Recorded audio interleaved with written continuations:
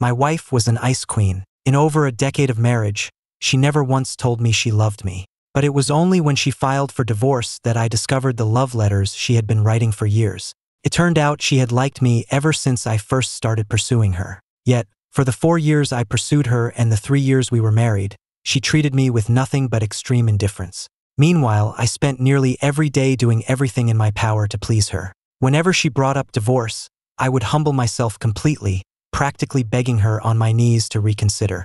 I used to think I had won the grand prize, to have been so lucky as to capture her, my moon. That was until I stumbled upon a manila envelope locked in the safe. The thick stack of love letters inside told me the truth. What she loved was the sight of me cautiously trying to win her affection. That's why she played the part of the aloof woman being pursued. That's why she would bring up divorce for any and every reason. She just wanted to see me cry and beg her not to leave. She reveled in my love, but treated my genuine heart like a toy for her own amusement. The next day, Chloe brought up divorce for the 100th time. The reason? I had dropped a few crumbs from a cookie I ate in her car. I recalled the last time she wanted a divorce was because I had accidentally sent an extra goodnight message.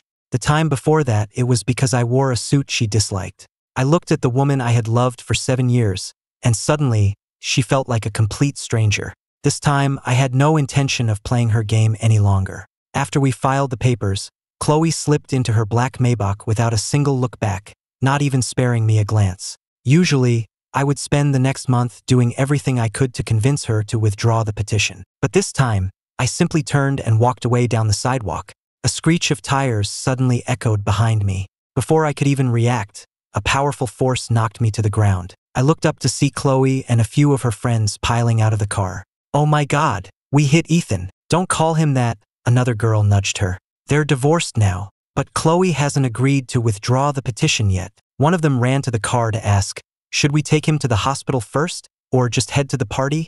I stared intently at the tinted car window, my heart aching with every beat. "Go to the party." Chloe's voice drifted through the glass, as cold as ice. I gritted my teeth and slowly pulled myself up, limping my way home. A searing pain shot through my knee with every step, but it was nothing compared to the gaping, bloody wound in my heart. After limping all the way home, the first thing I did was pack my bags. Then, from the very back of a drawer, I pulled out a manila envelope. This wasn't the first time I'd seen it. It held the love letters Chloe had written to me. "You brought me breakfast again today. You don't know this, but I was actually awake at 5, just so I could watch from my window as you tiptoed over to leave it. Your handwriting in your love letters is terrible, but I've saved every one. I'll wait until our 50th anniversary to make fun of you for it. That white shirt you wore today looked so good, but I don't want anyone else to see you in it. This is the 3rd year you've been pursuing me." I almost gave in and said yes, but then I thought just a little longer.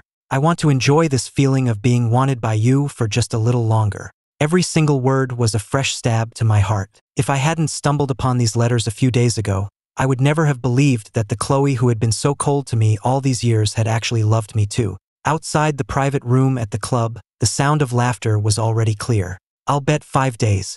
Ethan won't last 5 days before he comes crawling back to Chloe, begging her to take him back. 5 days is too long. Everyone knows Ethan can't live without Chloe. I'm betting 3 days.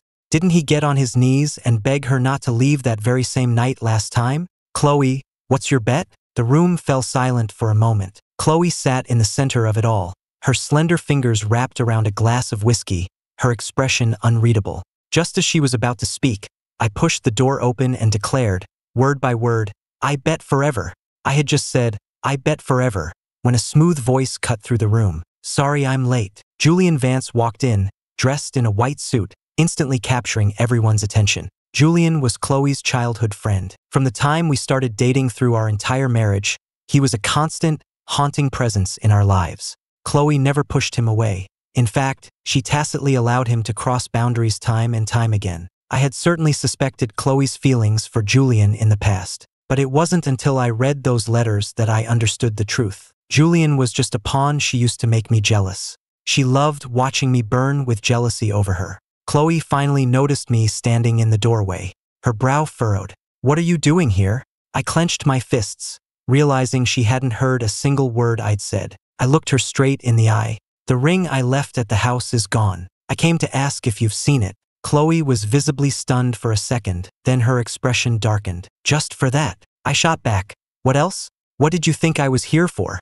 Her face fell instantly. I knew that look all too well. She made that face every time I deviated from the script she had written in her head. You mean that silver ring? Julian suddenly chimed in. I mentioned I liked it the other day, so Chloe gave it to me. He tilted his head, a picture of innocence. But I seem to have accidentally lost it. My mind went blank. What right do you have to give my things to someone else? Chloe cut me off coldly.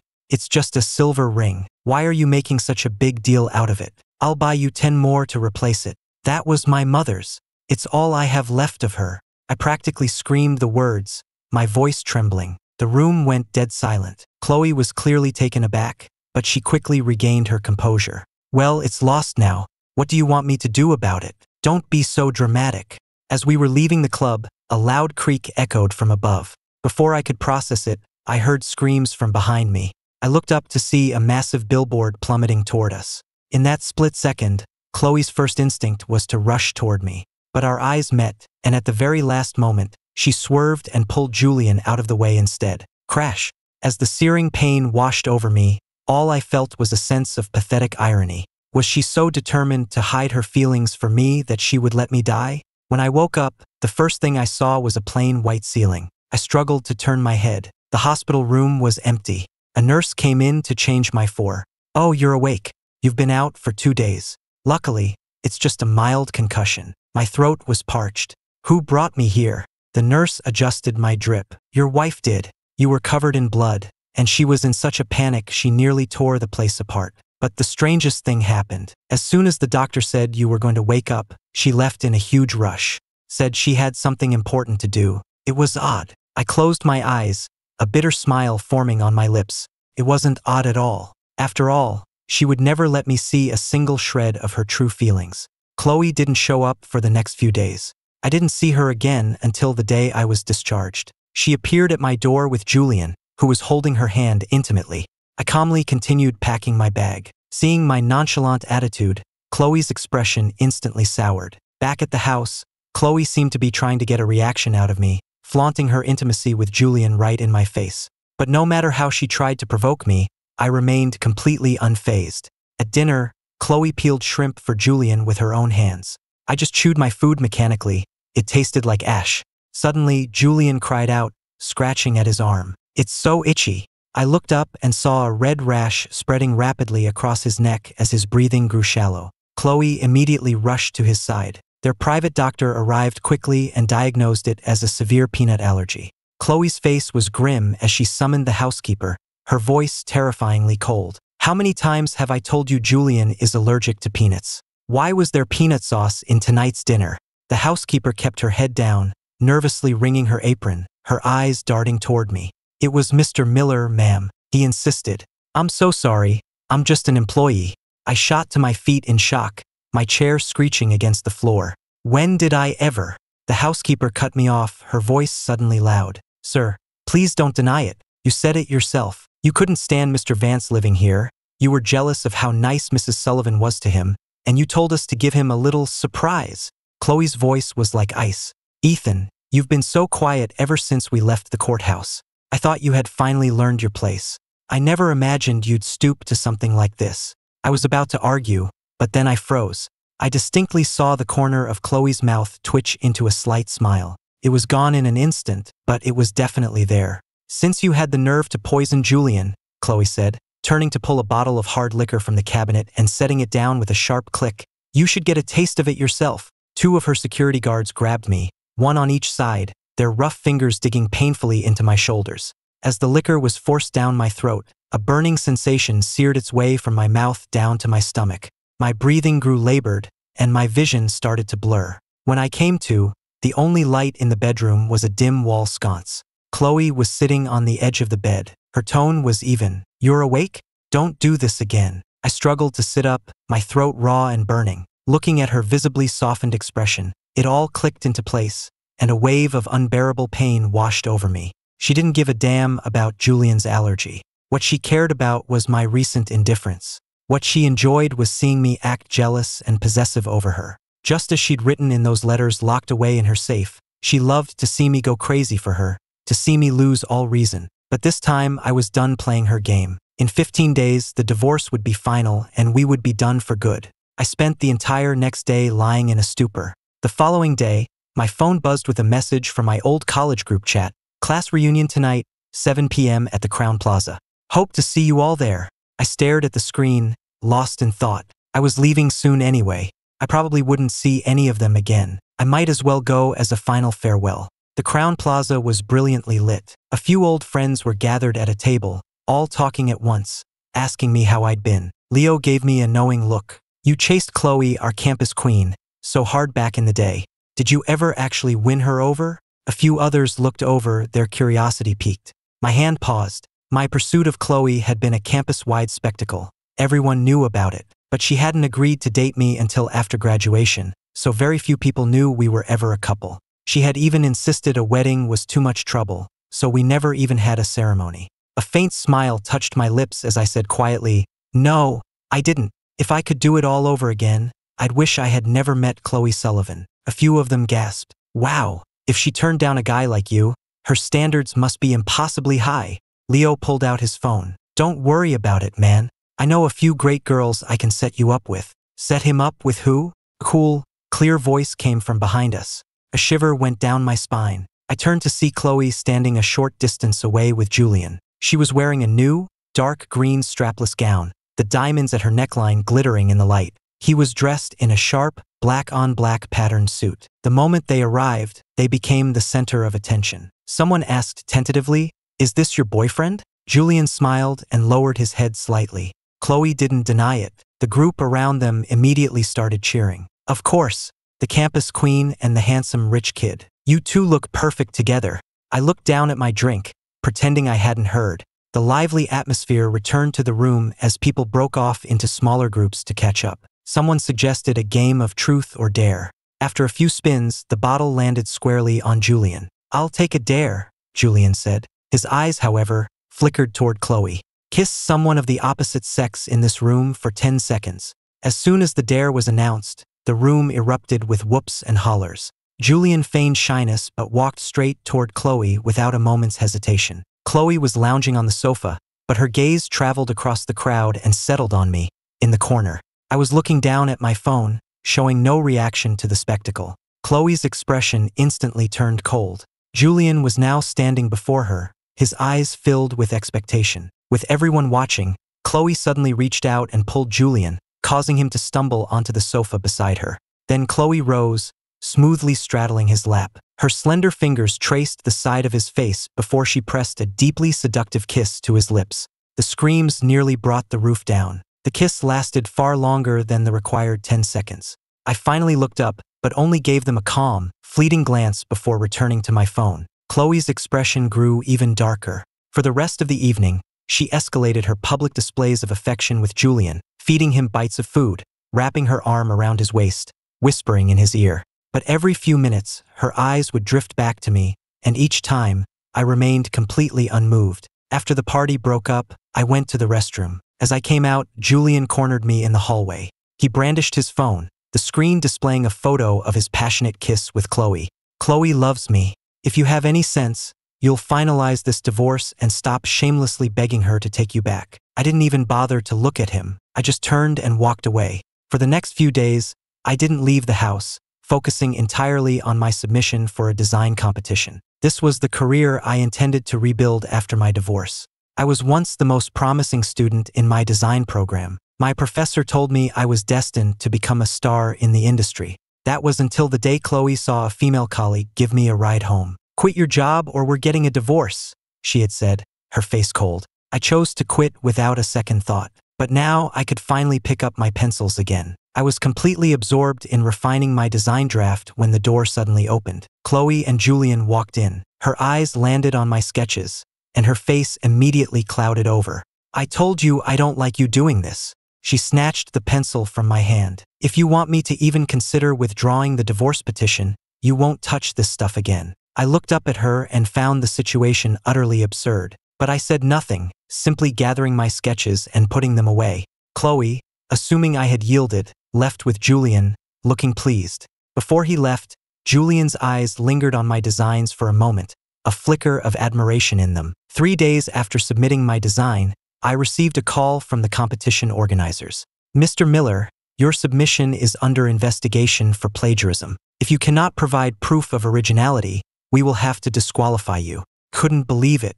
Who am I supposed to have copied? It's identical to a submission from the rising designer Julian Vance. He's quite popular right now, so it's highly unlikely he would plagiarize an unknown. Therefore, we have to assume the issue is on your end. I immediately remembered the way Julian had looked at my sketches. I have the original drafts, I said urgently. I can prove it's mine. After hanging up, I tore the room apart, but the original drafts were nowhere to be found. Looking for this? Julian's voice came from behind me. I spun around to see him holding my original sketches. How did you get those? I demanded. Julian waved the papers smugly. Because I mentioned I liked them, and Chloe gave them to me without a second thought. He leaned in, whispering in my ear. You see? Chloe loves me. Just accept it. Stop trying to win her back. It would be better for everyone if you just disappeared. My mind went completely blank. I rushed to confront Chloe, only to be met with a chillingly cold response. I told you I didn't want you involved in this. If you had just listened and given it up, none of this would have happened. I looked at the woman I had loved for 7 years, and my heart felt like it was being ripped in two. If it weren't for those letters, I would never believe this woman had ever loved me. I knew that without the originals, anything I said was useless. I had been branded a plagiarist. I stumbled back to my room in a daze and locked myself in the darkness. A ringing phone finally pulled me back to reality. It was my old professor, his voice filled with excitement. Ethan, are you making a comeback? I saw your work in the competition. I choked back a sob. Professor, I didn't copy anyone. Of course you didn't, he said firmly. Your talent is in a league of its own. You would never need to plagiarize. He sighed. It was just such a shame when you gave it all up for Chloe. I spoke slowly. I was a fool back then. I've already filed for divorce. I'm planning to start over. That's fantastic news, he exclaimed. Why don't you come work at my studio in New York? All your old classmates are here, and we've built something really special. If you join us, I promise we'll make you the brightest star in the design world. On the final day of the divorce waiting period, I woke up early. Sunlight streamed through the curtains as I placed the last item of clothing in my suitcase. The plane ticket to New York City sat in my bag for a 3 o'clock flight. Just then, the doorbell rang. Chloe stood on the doorstep, dressed impeccably in a designer suit, looking like she'd just left an important meeting. She got straight to the point. Julian is stable now. As I promised, I'll accompany you to withdraw the petition. I watched her in silence. However, Chloe added, the next time you step out of line, I will file for divorce again. I almost laughed. There wasn't going to be a next time. I was going to live my own life. We drove in complete silence. When the car finally stopped in front of the courthouse, I clenched my fists. Chloe unbuckled her seatbelt. We're here.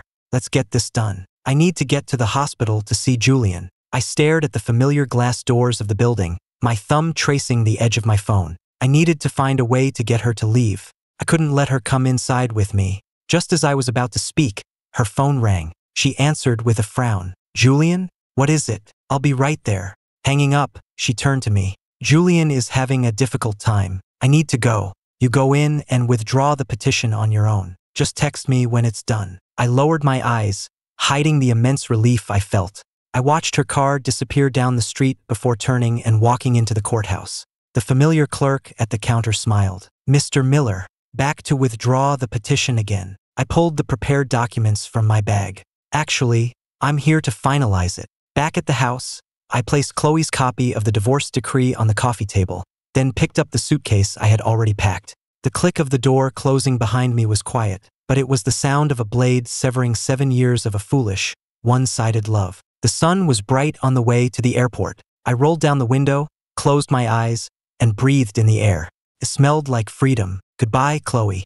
This time, I'm really letting you go. The moment Chloe got back to the hospital, she heard Julian's voice.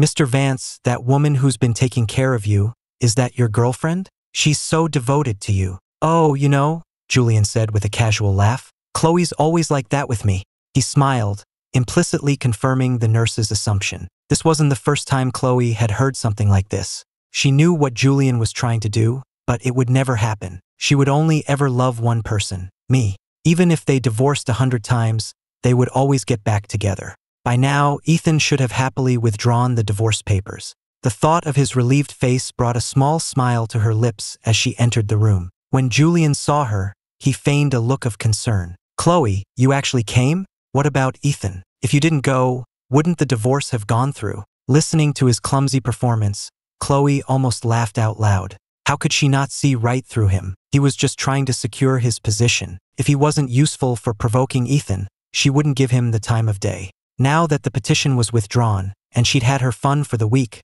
her attitude toward Julian cooled. "It's been withdrawn," she said dismissively. "I'm not divorcing Ethan." Sure enough, Julian's expression shifted from surprise to resentment before he forced a nod. "I see. I suppose Ethan begged you shamelessly again? You're perfect in every way, Chloe, except you're too soft-hearted." Chloe let out a small, knowing laugh but didn't call him out on his act. She glanced at him. He had mostly recovered already. Right now, she was far more interested in seeing Ethan's happy face than in taking care of Julian. In the past, whenever she agreed to withdraw the papers, he would cook a huge feast to please her. That cautious, yet unbridled adoration of his was what captivated her, time and time again. "I'm leaving. You can stay here." She turned to leave, without the gentle care she usually showed, without the flirtatious proximity that made his heart race. Chloe's cold tone sent a jolt of panic through Julian. Forgetting he was supposed to be recovering, he scrambled out of the hospital bed. "Chloe!"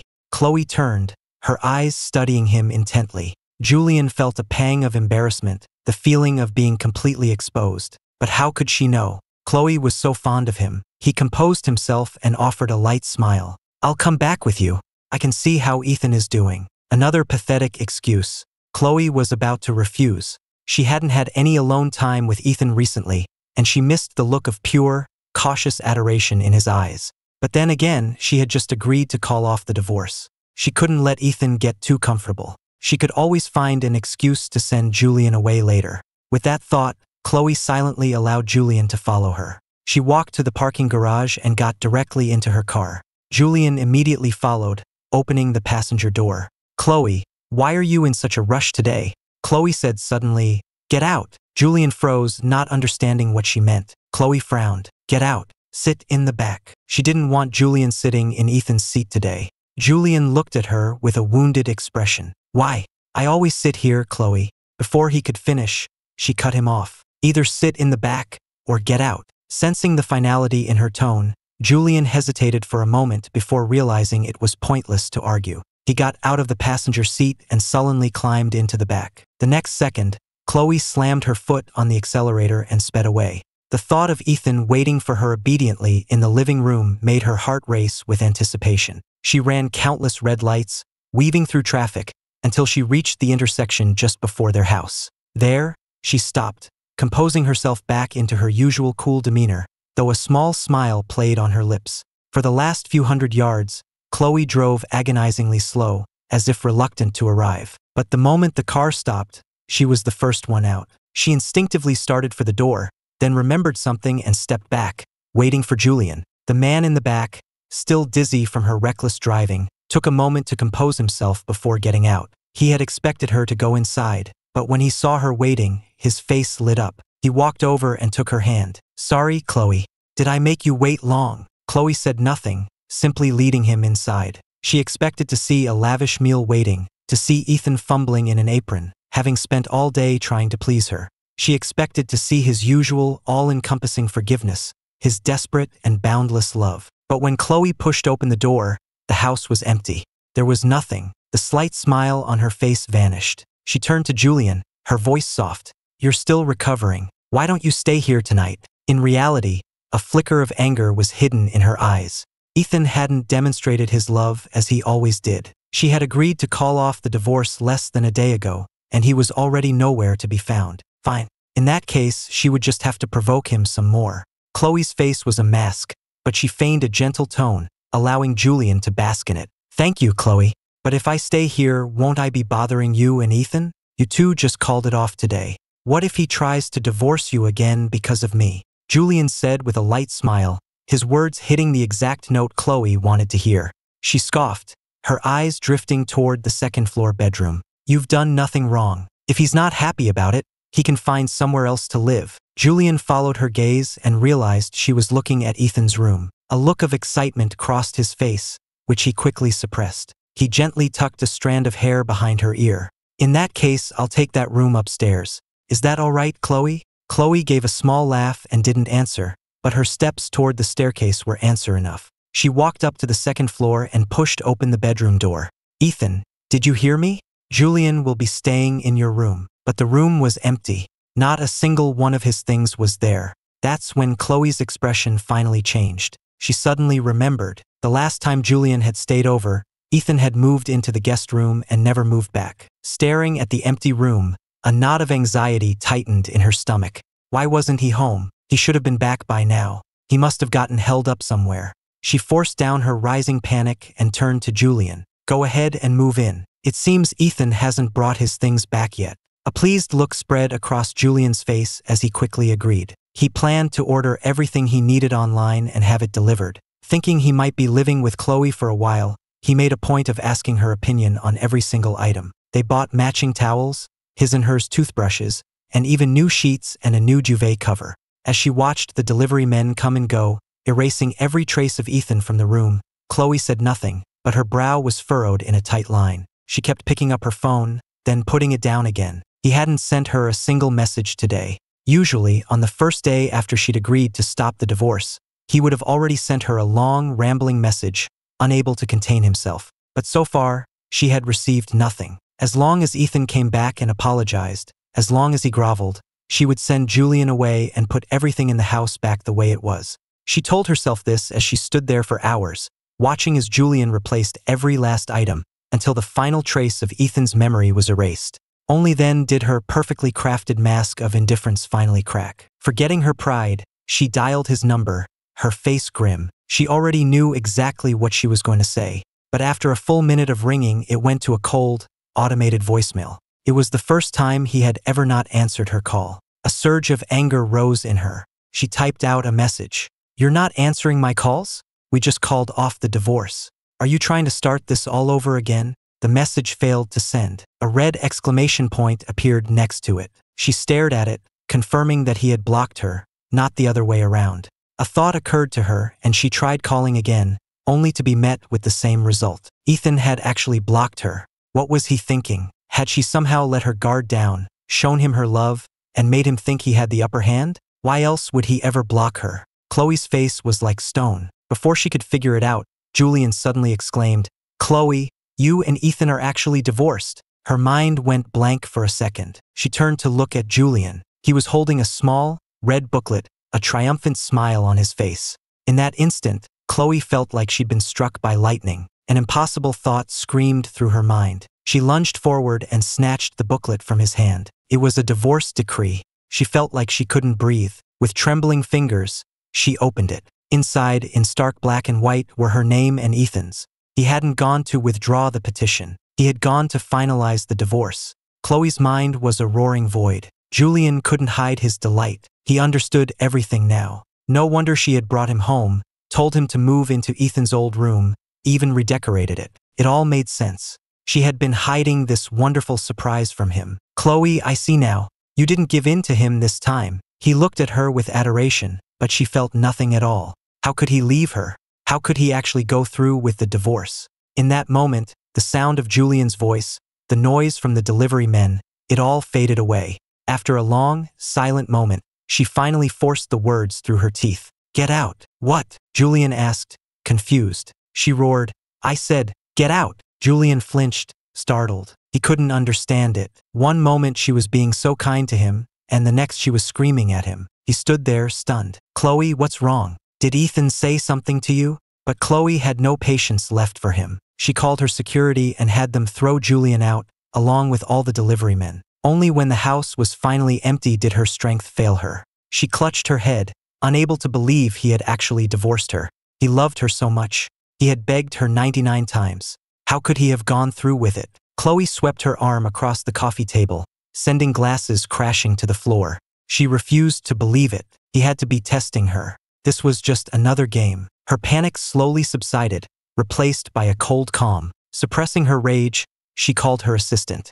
Get me all the security footage of Ethan from the past few weeks. I want to know what game he's playing. And when I find out, it won't be as simple as just filing for divorce this time. The assistant returned shortly with a flash drive, her expression uneasy. Ms. Sullivan, we have everything, but it might not be what you think. The assistant handed her the drive, her eyes downcast. Chloe took it and plugged it into her laptop. She clicked on a random file and saw the footage from the night of Julian's allergic reaction. She had only wanted to see what Ethan had been up to, but as she watched through the days of footage, her brow furrowed deeper and deeper. It wasn't just the allergy incident. The scene at the reunion, everything, it was all orchestrated by Julian. Ethan had never done any of it. If he hadn't done anything, how could he have been jealous? Chloe felt her heart sink into a cold pit. She had believed Julian's lies and had hurt Ethan so deeply because of them. And Julian, how dare he? She watched in silence until the very last clip, the footage of her leaving him at the courthouse earlier that day. After she drove away, he walked into the building alone. He came out with the divorce decree. After that, the trail went cold. After the last video ended, Chloe felt as if all the strength had been drained from her body. She suddenly realized he had tried to explain, so many times, but she had always dismissed it as him being jealous, never giving it a second thought. Now, thinking back, he hadn't begged her to stop the divorce this time. It was as if his heart had already given up. And she, mistaking Julian's schemes for Ethan's jealousy, had not only failed to help him but had actively made it worse, pushing the man she loved most further and further away. She slid down the wall, her legs giving out, as the videos played on a loop, a silent testament to her cruelty. An unbearable pain filled Chloe's heart. She shot to her feet in a frenzy and began smashing everything Julian had brought into the house. The matching items, the things Julian liked, they had invaded Ethan's space. She smashed them one by one, venting her rage. But even after everything was broken, the room could never go back to the way it was. And the panic in her heart didn't subside. It only grew stronger. It washed over her like a tidal wave, the fear that she had truly and finally lost him. The more she thought about what she'd seen on the videos, the angrier she became. She summoned her assistant. Find Ethan. I don't care where he is. Find him. Tell him we're getting back together. This joke is over. Her voice dropped, turning to ice. And bring me Julian Vance. There are a few things I need to ask him myself. Yes, Ms. Sullivan. The assistant quickly left. Soon enough, Julian was knocking at the front door. He couldn't figure Chloe out today. One minute she was warm, the next she was furious.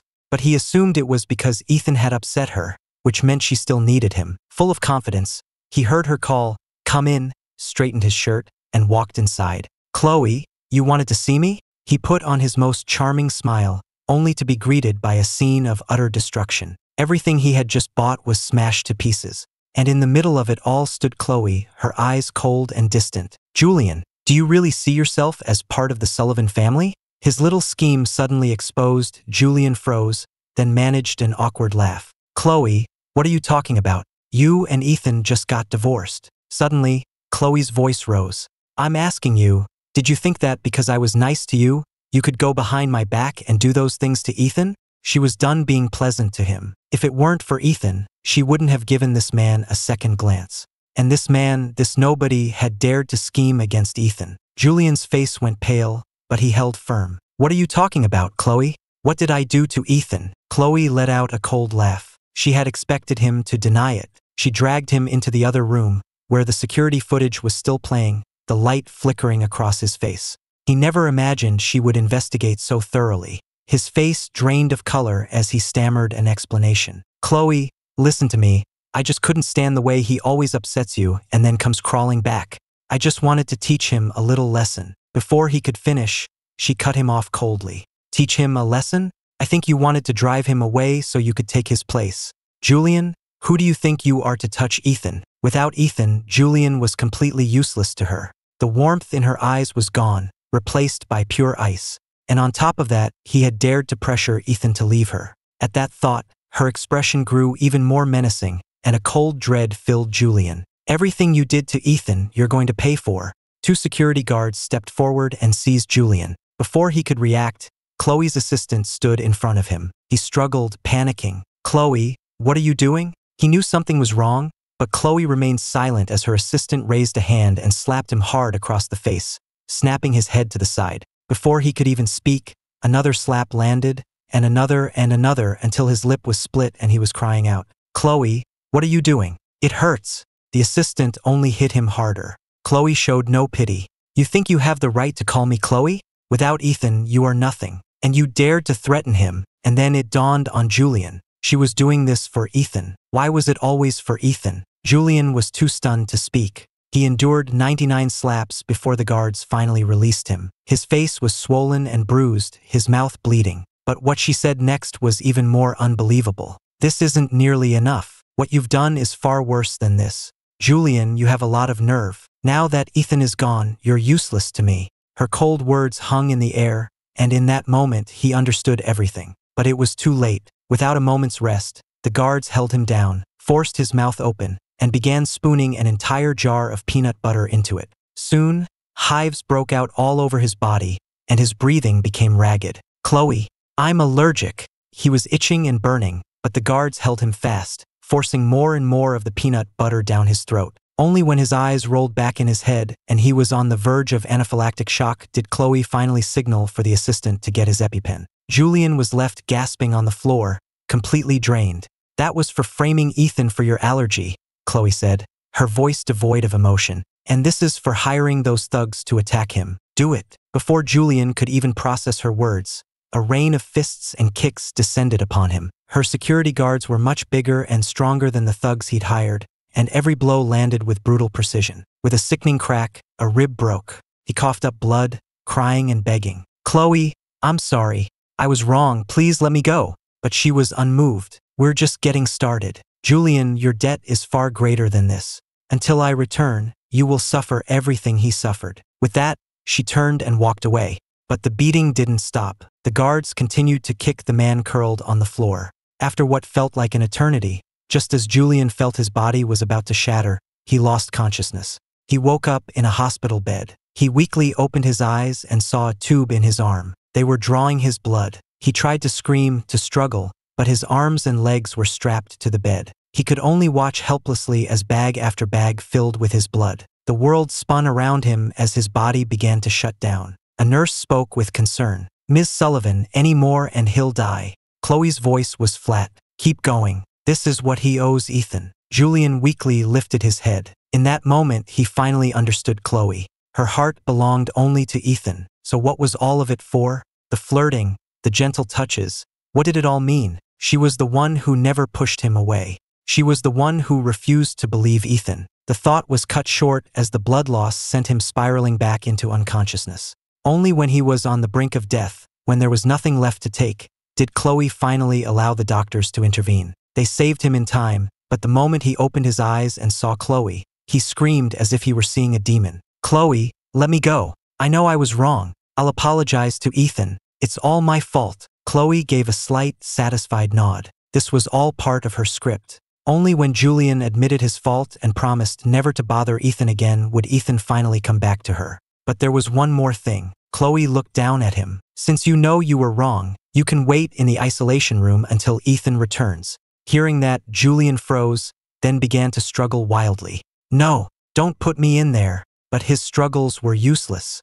Annoyed by the noise, Chloe had him thrown into the small, dark room. The heavy door slammed shut, extinguishing his last glimmer of hope. There was no light in the room. It was a tiny cell where he would eat, sleep, and relieve himself. A single day in there was enough to drive a person mad. Chloe gave Julian no further thought. She smoothed her skirt, a frown of irritation on her face. You still haven't found him? Her assistant stepped forward. I'm sorry, Miss Sullivan. Not yet. With a loud crash, Chloe smashed the vase next to her. She ignored the blood trickling from a cut on her hand and said calmly, then keep looking. Don't come back until you've found him. The assistant bowed her head even lower and quickly exited. Even the house staff tiptoed around, afraid to make a sound. They all knew that ever since Ethan left, Chloe's temper had grown shorter and more volatile by the day, and they were terrified of being caught in the crossfire.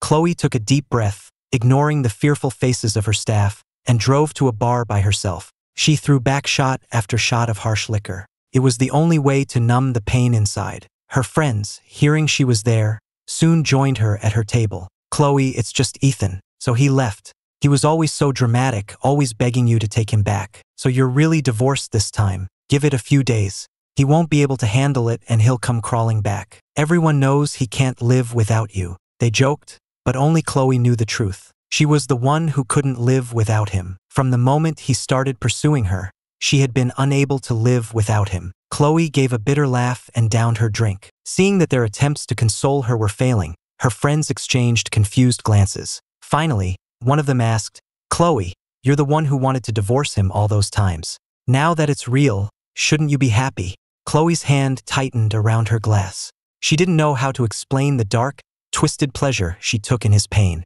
Every time she saw him fumbling and trying so hard, she wanted to watch a little longer. That's why she'd strung him along, refusing to accept his advances until after they graduated. But even after they were married, she couldn't break the habit. She loved to see him frantic for her.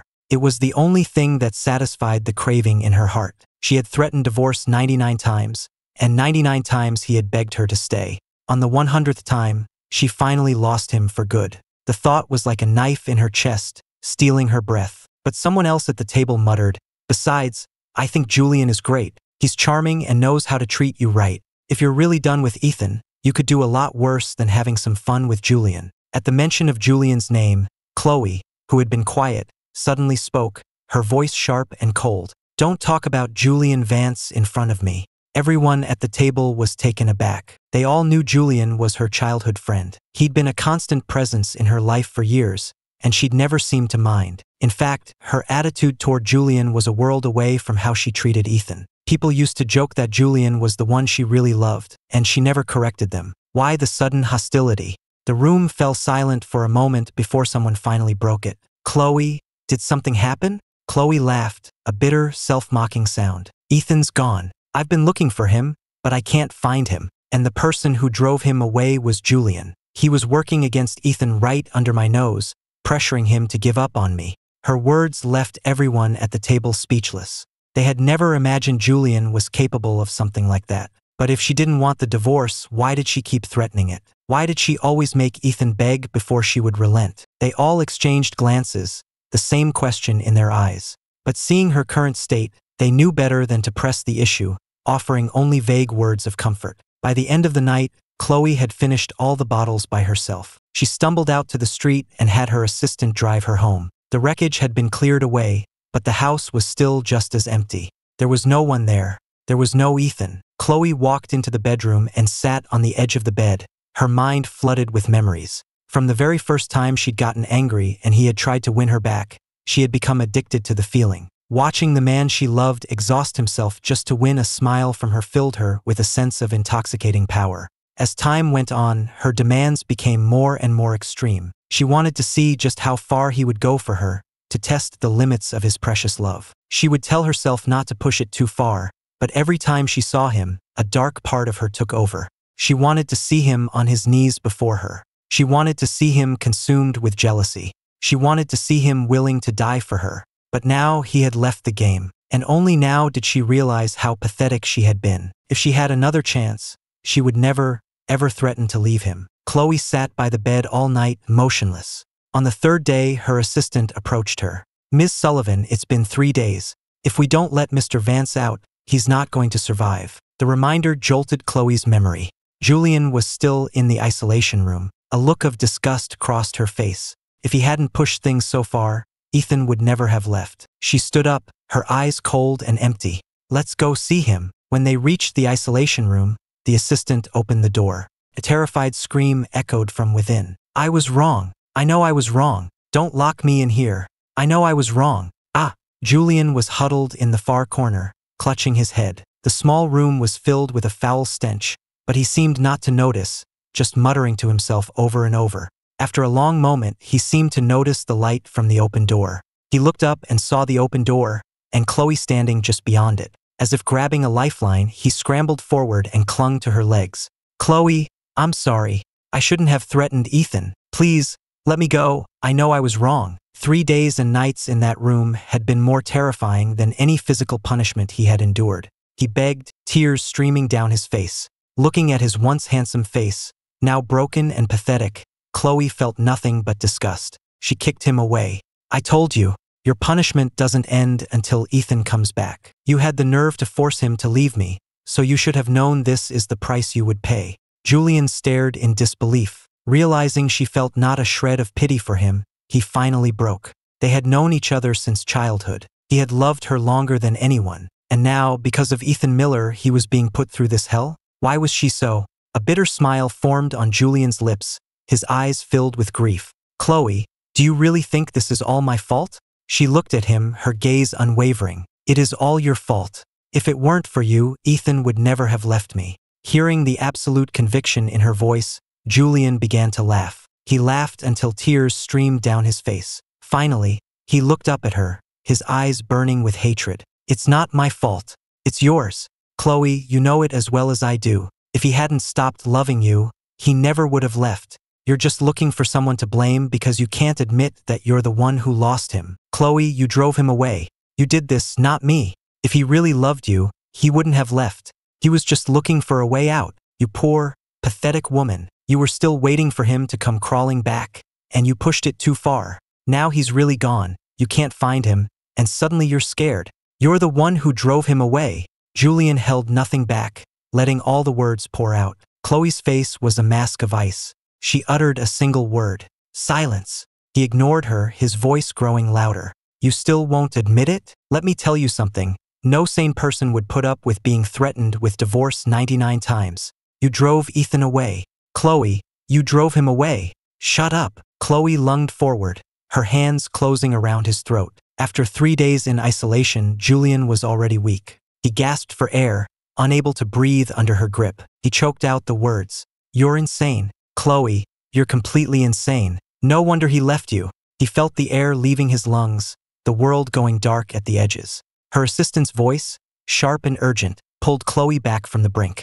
She released her grip, and Julian crumpled to the ground. With a dark look, Chloe turned and walked away, not caring whether he lived or died. She went back to Ethan's room. Staring at the empty space, the rage inside her grew, and she desperately needed something to destroy. She couldn't let herself think about what Julian had said. How could it be her fault that he left?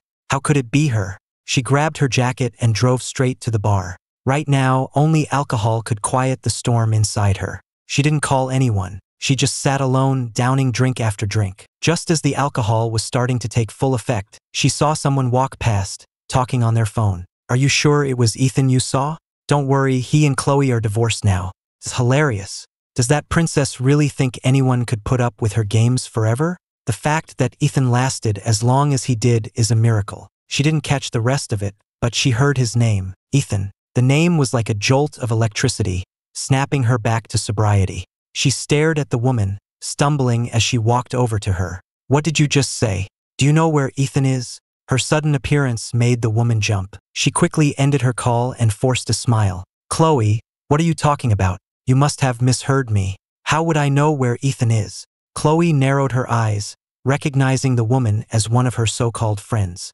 Who were you just on the phone with? I heard you. You said Ethan's name. If you don't tell me, you're not walking out of this bar tonight. The rage that had been simmering for days had burned away all her patience. Chloe grabbed a bottle from the table and smashed it on the floor at the woman's feet, her face a mask of fury. The woman had never seen Chloe like this before. She was terrified, knowing that with the Sullivans' influence, Chloe could easily make good on her threat. Resigned, she told her the truth. Okay, but don't get mad. I think what you did to him was wrong. Everyone could see how much Ethan loved you, and you treated him that way over and over. Of course he was going to leave. I have a friend who saw him in New York. She likes him and she wants to go after him. She was just calling to ask if you two were really over for good. I wasn't going to tell you, because Chloe didn't hear the rest. Ethan was in New York. He was in New York. She had found him. In an instant, she was completely sober. She grabbed the woman by the collar and demanded to know his exact location.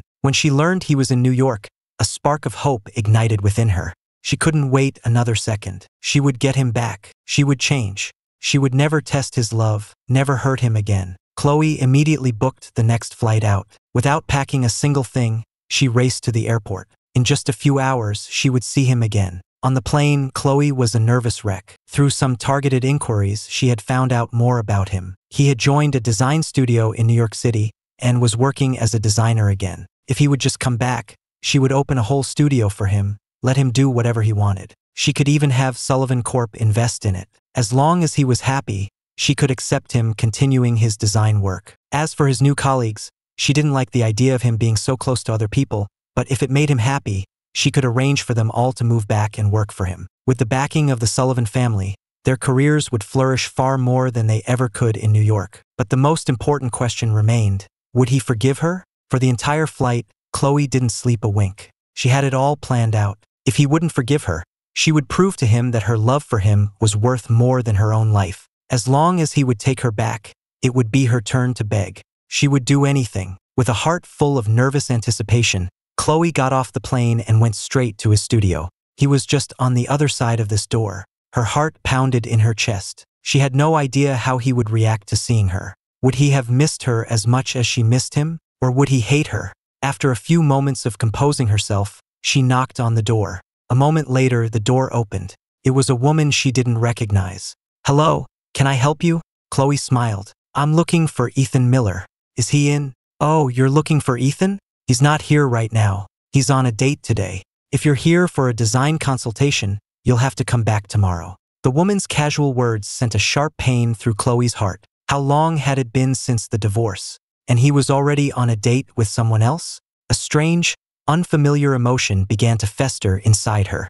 She suddenly remembered what her friend had said at the bar, that someone had already found him and was pursuing him. Her fists clenched. She wanted to find him right now, to tell the entire world that he belonged to her. Even though they were divorced, they would get back together. There was no room for anyone else. She fought back the urge to ask where he was, who he was with. She clenched her fists and walked away. She stood outside for a moment, then went to his apartment. He wasn't home. This was her chance to prove her sincerity. The New York sun was hot, and there was no shade in front of his building. Chloe stood there, baking in the heat. She waited all day until the sun went down, but he never came home. That night, a heavy rain began to fall, thunder cracking overhead. It was the kind of weather that made people sick, but Chloe didn't move, letting the rain soak her to the bone. But a full day and night passed, and he still didn't return. Chloe began to feel dizzy. She hadn't slept in days, and now she was soaked from the storm. It was a miracle she was still conscious.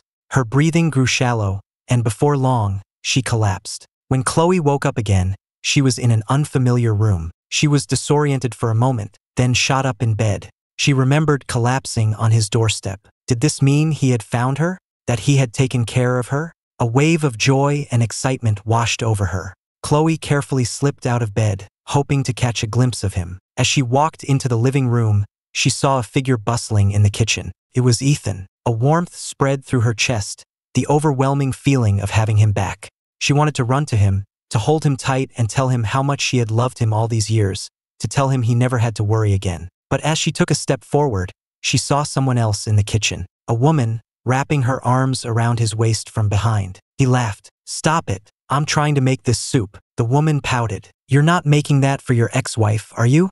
Mr. Miller, you two are divorced." He smiled, a look of fond exasperation on his face. "It's for you. You said you were craving it yesterday. Remember? Then you have to feed it to me." He scooped up a spoonful, blew on it gently, and lifted it to the woman's lips. As he watched her drink it, his eyes were filled with a soft, happy light. The sight was a dagger to Chloe's heart. How could he look at someone else like that? He used to only make soup for her. Whenever she was sick, he would spend hours simmering a special soup, carefully cooling each spoonful before feeding it to her. And when she drank it, he would have the happiest smile on his face. Now he was doing it for another woman. She couldn't believe what she was seeing. She stood there, frozen, for a long time before finally speaking, her voice hoarse. "Ethan." Her voice cut through the quiet moment. He turned, the gentle expression on his face vanishing, replaced by a cold mask. "Since you're awake, you can leave. Chloe, if you collapse on my doorstep again, for any reason, I won't be helping you." His coldness was a physical blow, leaving her breathless. She had found him again after so long, but he wasn't happy to see her. He seemed to hate her. The realization terrified her. How could he hate her? How could he be with someone else? A storm of emotions raged inside her. She took a deep breath, trying to control it. "We've only been divorced for a few months, and you've already moved on?" But the moment the words left her mouth, she couldn't contain the jealousy and bitterness in her voice. I looked at her in silence. I truly hadn't expected her to find me here, but seeing her now, I felt nothing but a sense of distance. It was as if all the love, all the disappointment, had been completely eroded away, leaving nothing behind. Even her jealous questions stirred nothing in me. When I first arrived in New York, I threw myself into my work. My professor hadn't been exaggerating. The studio was small, but it was well on its way. Within a month, I had learned the ropes and settled in. That's when Olivia Reed appeared. She showed up out of the blue, as if she had come looking for me specifically. At first, I was suspicious, thinking Chloe had sent her. But Olivia insisted she had never even heard of Chloe Sullivan. Took a few months, but I slowly began to trust her. Yesterday had been our first date. The rain was so bad that I couldn't get home, so I had to stay at her place. I never expected that when Olivia dropped me off this morning, we would find Chloe passed out on my doorstep. My first thought was that she was insane. Still, I carried her inside. Olivia had looked at me with a hint of reproach. "You're not still in love with her, are you?" "Of course not. I just couldn't leave someone lying unconscious on the street. I would have done the same for a stranger. But now that she was safe, I didn't want to look at her for a second longer. So I had no intention of explaining anything to Chloe. We're divorced. Whether I'm dating someone, falling in love, or getting remarried, it has nothing to do with you. Chloe, don't stay in my home. You are not welcome here," I said, opening the door for her to leave. A fresh wave of pain washed over Chloe. She had imagined this reunion 1,000 times, but she had never imagined he would be so cold, so cruel, treating her like a complete stranger. She looked at me, her voice thick with pain. "Ethan, I know Julian upset you. I've already punished him for what he did, and I know I was wrong too. I never stopped loving you. Ethan, please, come back with me. I know you still love me. You're just angry right now. I can wait. I can prove to you that everything I'm saying is true. Ethan, please don't leave me. You love me so much." If she had said these words to me before, I would have been ecstatic. After all, our entire marriage had been me, walking on eggshells, watching her every mood. Even a simple kiss had to be begged for, a favor she would grant with condescending charity. Now, she had finally dropped the act, stopped playing her cruel games. But it was too late. I said nothing. I just pushed her out the door and slammed it shut in her face.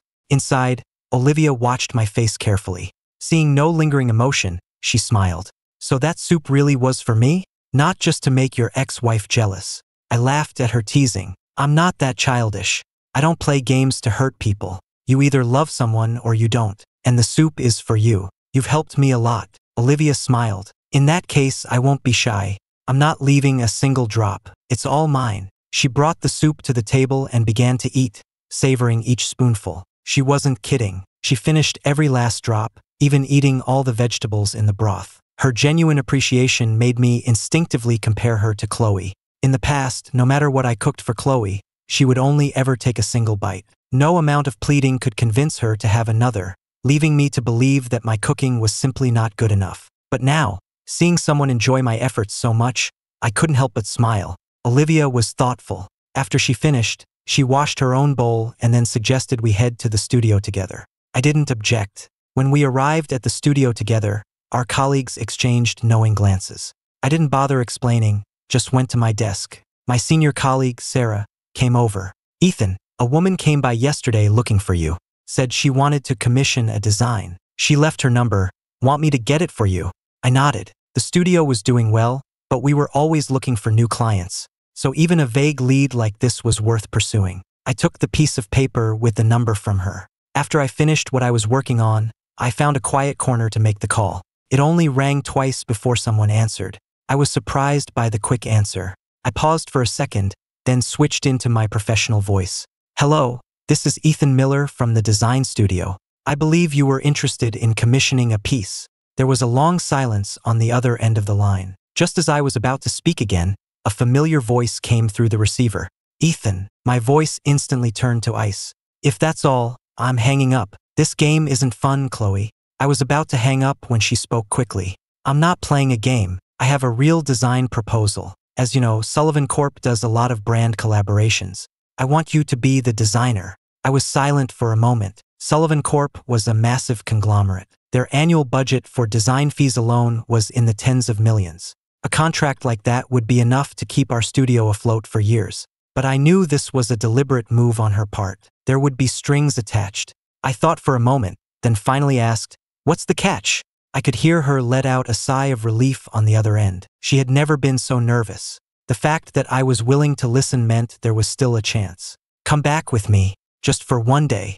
That's all I ask. Sullivan Corp's headquarters is back home. If you take this project, you'll have to come for a site visit, right?" I agreed. I wasn't going to be difficult.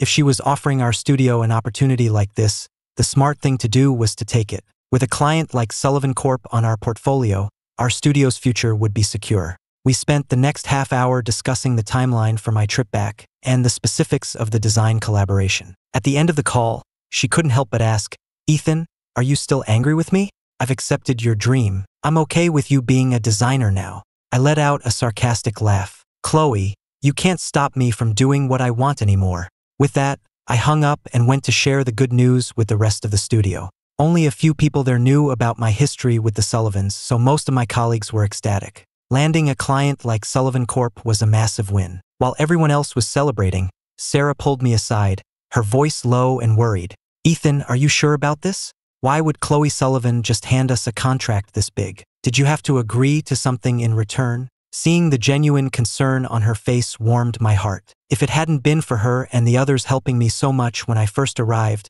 I never would have settled in so quickly. So I truly believed that agreeing to one of Chloe's conditions was a small price to pay.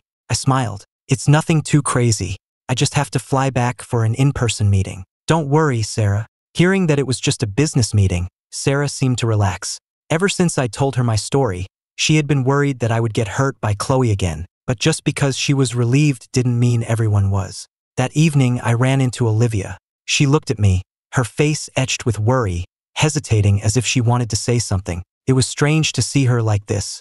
Olivia was usually so direct, so straightforward. When had she started looking so conflicted? I realized immediately what was bothering her. "Are you really going back?" Sure enough, that was the first thing she asked. I smiled. "Don't worry." I told her I'm only staying for one day. I'll be back as soon as the meeting is over. This studio is where I belong now. But she still looked worried. She seemed to come to a decision, then said suddenly, "Ethan, I like you." I blinked, confused as to why she was telling me this now. Olivia had confessed her feelings to me before, but I had told her I just wanted to focus on work. Besides, I wasn't sure I had it in me to love someone the way I had loved Chloe. So I had turned her down. And while I did have feelings for her now, I still didn't think it was the right time to start something. I didn't want to jump from one relationship right into another. Before I could say anything, she continued quickly. "I know you're not ready to say yes right now, but I just wanted you to know how I feel. Maybe I'm just insecure, but I'm afraid that if you go back, you won't come back here. So, Ethan, I want to go with you. I can wait for you." So that was it. Looking at her nervous face, for some reason, I found myself smiling. "All right, you can come with me, but Chloe probably has something else planned. If things get difficult, I'll call you right away." Olivia nodded eagerly. Her only fear was that I would get hurt. On the day of the trip, Chloe sent a private jet for us. We sat on the plane together in silence. Chloe clearly wanted to talk, but after my cold treatment of her, she didn't dare say anything, afraid she would annoy me and I would refuse to go. The irony of the situation was not lost on me. Before the divorce, our roles had been completely reversed. I used to be the one walking on eggshells. Now it was her. I gave a small, self-deprecating smile, ignored her gaze, and closed my eyes to rest. A few hours later, we landed. Chloe had arranged everything perfectly. A car was waiting for us as soon as we stepped into the terminal. The plan was to spend the day at her company, where I would meet with their design department on behalf of my studio. We would have lunch at a restaurant near the office. As for the evening, she hadn't said anything, but I could guess that was her real objective. I didn't care.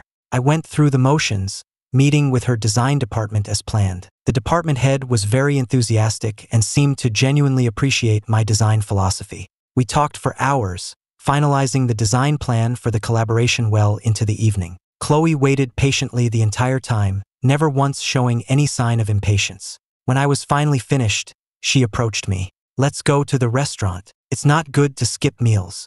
Seeing them together, the department head suddenly asked, "Mr. Miller, are you Miss Sullivan's husband?" Chloe was about to agree, but I cut in with a smile. "Ex-husband. Miss Sullivan and I are divorced." The department head looked awkward. Chloe's face fell, but she said nothing, simply leading me to the restaurant where she had made reservations. It was nearly impossible to get a reservation there. The wait list was usually months long. I had no idea how she'd managed it, but I didn't care. I sat down and focused on my food, ignoring the beautiful view from the window. But Chloe seemed lost in a memory, a small smile playing on her lips. "Ethan, do you remember? You used to say you wanted to eat here."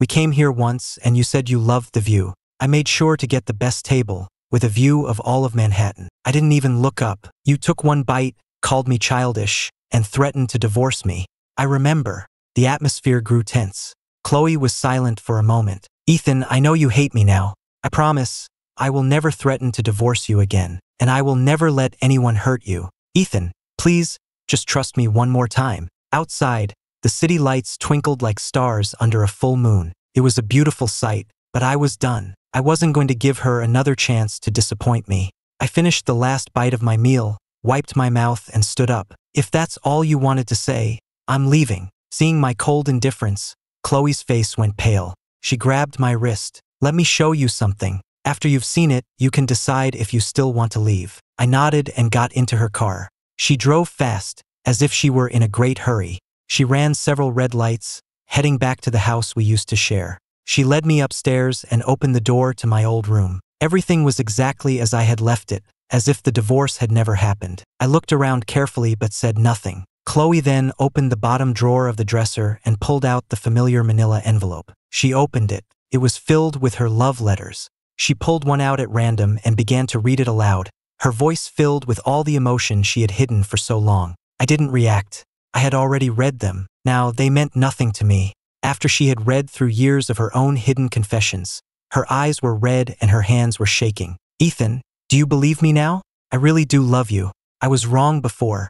Please, give me a chance to make it up to you. I looked at her and said suddenly, if I told you to kneel here for a day and a night, and then I would forgive you, would you do it? Without a word, she dropped to her knees, her legs hitting the hard floor with a thud. She looked up at me, her eyes filled with hope. I gave a small, humorless smile and turned to leave. I'm not the kind of person who finds pleasure in someone else's pain. Chloe, when I say I don't love you anymore, I mean it. I walked away without a backward glance, shattering the fragile hope in her eyes. Forgetting her pride, she scrambled to her feet and grabbed my arm. Don't go. Please don't go. There's one more thing. Just one last thing, she pleaded, her voice breaking into a sob. I didn't say anything, but I didn't leave. I followed her. We went up to the third floor to a part of the house that was never used. There was only one room up there, the isolation room. I looked at her, confused. Without hesitation, she ordered her assistant, open the door, bring him out. A moment later, I understood what she meant.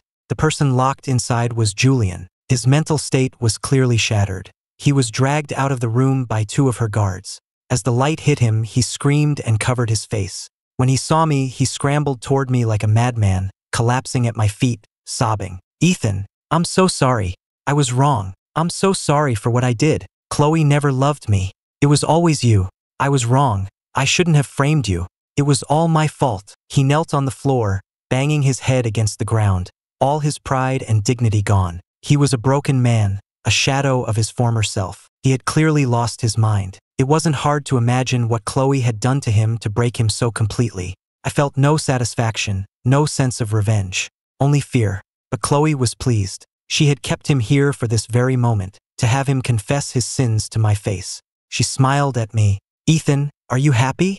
I looked from her to the trembling man on the floor. Let him go. At my words, her expression turned to one of utter confusion. She didn't understand. Why wasn't I happy? Julian had tormented me for years. Didn't I want revenge? Didn't I want to see him suffer? She had planned this for so long, believing this grand gesture would be the thing that won me back. But I felt nothing. It was as if none of it had anything to do with me anymore. Her heart sank. She didn't know what else to do. What more could she possibly do to win me back? She grabbed my hand, her voice filled with panic. Why? Don't you want revenge? I've already punished him for you. Ethan, please, just look at me. She was on the verge of tears. She had found me. I was standing right in front of her. And yet, she felt me slipping through her fingers. But I just laughed, my eyes cold. In your mind, was Julian the only one who ever hurt me? She opened her mouth to speak, but I cut her off. Chloe, the person who hurt me all this time, was you. The color drained from her face. She wanted to explain, but I continued, my voice calm and steady. You threatened to divorce me over and over, just to satisfy your own need to see me beg. To keep you from leaving, I gave up my dignity. I even risked my own life. I gave you everything I had, and you just sat back and enjoyed it. Chloe, you were the one who hurt me, And when I finally realized that this was your twisted way of loving me, that's when I decided to leave. She was speechless, her eyes red-rimmed with unshed tears.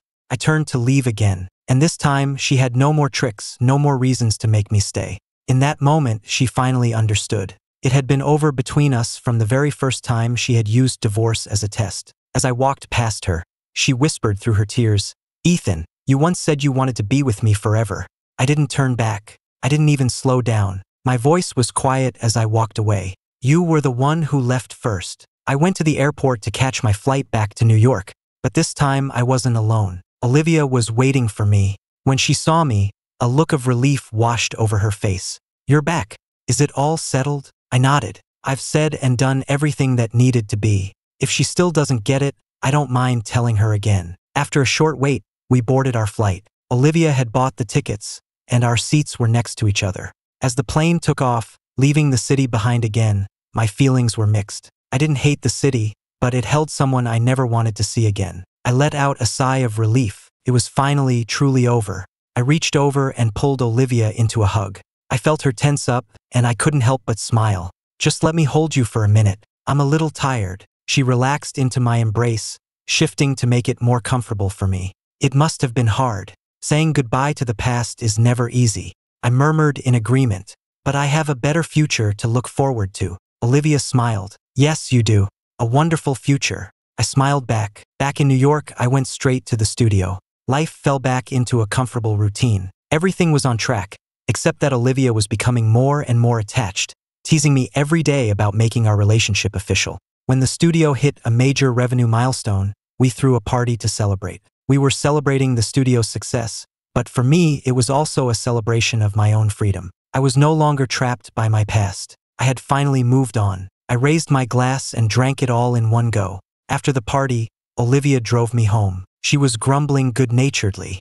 "I drive you home every night, and you still won't make me your girlfriend. Are you planning on stringing me along forever?" I couldn't help but laugh. "All right," I said softly. "I'll make it official." She froze. "You have to mean it, Ethan. If you try to tell me tomorrow that you were just drunk, I'll never forgive you."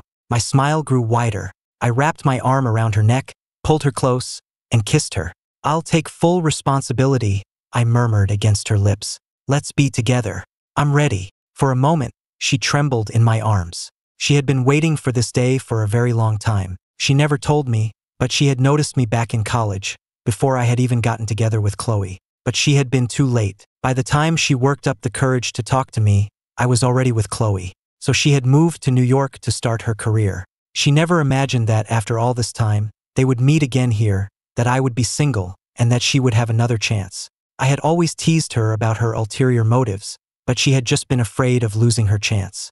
Now she could finally relax. She kissed me back, her voice playful. "You made me wait long enough. It's about time you took responsibility."